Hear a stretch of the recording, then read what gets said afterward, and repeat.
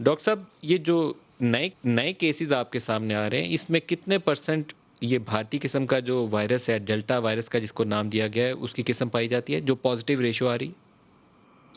मैं आपको ये बता सकता हूँ कि ज़्यादातर इलाकों में जब हमने इसको ढूँढने की कोशिश की है, तो ये हमें मिला।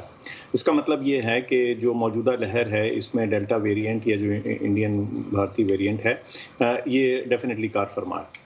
तो ये हम कह सकते हैं कॉन्फिडेंस के साथ कि जो प्रेज़ेंट लहर है, इसमें एक डेफ़िनेट रोल जो है, वो इस डेल्टा इंडियन वेरिएंट का मौजूद है। एग्ज़ैक्ट फ़िगर्स कि कितने परसेंट ये है, ये इसलिए बताना मुश्किल होता है, क्योंकि या तो है कि जितने भी टेस्ट हो रहे हों, आप सबको सीक्वेंस करें। पीसीआर करना एक चीज़ होती है और सीक्वेंस करना जो है ना, उससे ज़्यादा बहुत बड़ी डिटेल होती है। तो अगर तो आप सबको सीक्वेंस नहीं कर रहे, तो आप सैंपल एनालिसिस पे चल सकते हैं। तो मैं ये कह सकता हूँ कि कई जगह, अक्सर जगहों पे ये इस वक़्त प्रेडोमिनेंट वेरिएंट मौजूद है। प्रीडोमिनेंट, ये बड़ी मेरे ख्याल में एक वो स्टेटमेंट है जो हमारे लिए मैटर ऑफ कंसर्न होनी चाहिए कि प्रीडोमिनेंटली या भारतीय वेरिएंट है जो पाकिस्तान में फैल रहा है। जब कराची का मैं तज़किरा करूँ जी, अगर वहाँ 22-23% पॉजिटिव रेशियो आए, तो 2-2.5 करोड़ की आबादी का शहर है और यूरोप के बहुत सारे मुल्कों की आबादी इतनी नहीं होती, तो कितना बड़ा चैलेंज है ये? बिल्कुल चैलेंज है जी, क्योंकि एक चीज़ देखने में आई और वो ये कि ये जितने भी वेरिएंट्स हैं और ये अमूमी तौर पे वायरसेस का जो बिहेवियर है उसके ज़रिए हमें पहले भी पता था। यानी ये कोरोना से बहुत पहले ये चीज़ क्लियर थी कि जब भी एक वायरस फैलता है तो उसकी जो सब्सीक्वेंट एक्साम होती हैं, जो उसमें म्यूटेशंस आती हैं, नई वेरिएंट्स आते हैं, अक्सर औक़ात वो फैलने में ज़्यादा तेज़ होते हैं। उनको एक सर्वाइवल एडवांटेज होता है जो कि एक डार्विनियन एवोल्यूशन का एक तरह से डेरिवेटिव है।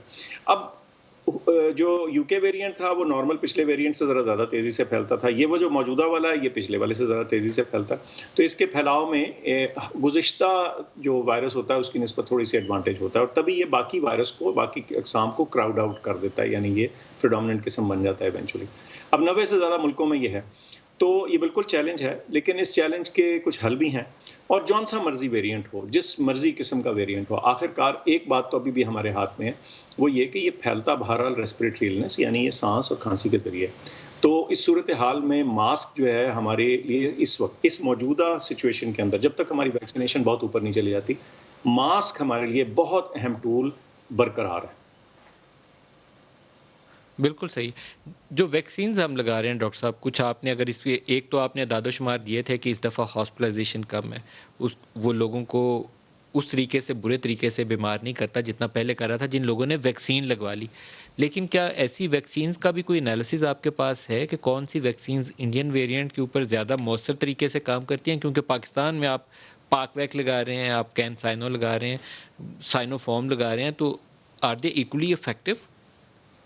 अच्छा, एक तो बात ये है कि अभी तक जो भी एविडेंस है वो ये है कि जितनी भी वेरिएंट्स अभी तक आए हैं, जो मौजूदा वैक्सीन्स जिन्होंने उसको एनालिसिस किया है, जो बड़े ममालिक है जिनके यहाँ बहुत सारी वैक्सीन लगी है, तो इसका एनालिसिस उनको यही बता रहा है कि ये वैक्सीन इफेक्टिव हैं नई इकसाम के खिलाफ भी। उनकी जो वो कई दफ़ा लोग एंटीबॉडी लेवल मेजर करके कुछ इनडायरेक्टली नतीजे अखज़ करने की कोशिश करते हैं, उसमें थोड़ी बहुत ऊँच-नीच हो सकती है, लेकिन ओवरऑल प्रोटेक्शन कायम है, फ़िलहाल। और जहाँ तक ये जो हम वैक्सीन्स लगा रहे हैं, इसीलिए हमने अपना एनालिसिस किया। रिसेंटली मैंने थोड़ा उसके बारे में ट्वीट भी किया। किसी भी साइंसी और अदाद-ओ-शुमार वाले मामले को एक ट्वीट जैसे मीडियम के ज़रिए करना थोड़ा रिस्की होता है, क्योंकि उसका कई दफ़ा लोग पूरी बात या समझ नहीं पाते या उसके अंदर साइंसी नुक्स जो हैं ढूँढना शुरू हो जाते हैं। लेकिन इसका मकसद था और इसका मकसद ये था कि हम बता पाएँ कि एटलीस्ट रॉ नंबर्स पे, ब्रॉड कैलकुलेशंस में ये क्लियरली वाज़ेह हो रहा है कि अगर आपने वैक्सीनेशन लगवाई है तो आपके नंबर्स कम हैं और पाकिस्तान में ज़्यादातर वैक्सीन तो लगी ही साइनोफार्म और साइनोवैक है। तो इसलिए इसका मतलब ये है कि जो प्रोटेक्शन है उसका एक मेजर मौजूद है इन वैक्सीन्स के ज़रिए। और अब हम थोड़ा फर्दर एनालिसिस भी कर रहे हैं और करेंगे, जिसके ज़रिए जो हम एक्चुअल हॉस्पिटलाइज़ेशंस के ऊपर इम्पैक्ट है इन वैक्सीन्स का, वो भी हम आपको एनालाइज़ करके देंगे। लेकिन चूँकि वो पहला एनालिसिस ज़रा जल्दी से हमने करके सामने रखना चाहते थे, वो कर दिया। ये ज़रा डिटेल्ड है और इसमें नेचुरली क्योंकि आपको इंडिविजुअल हॉस्पिटल लेवल जाके मोर्टेलिटी और एडमिशन देखनी है, तो थोड़ा-सा इसमें टाइम लग रहा है, लेकिन ये भी आपके सामने रखेंगे।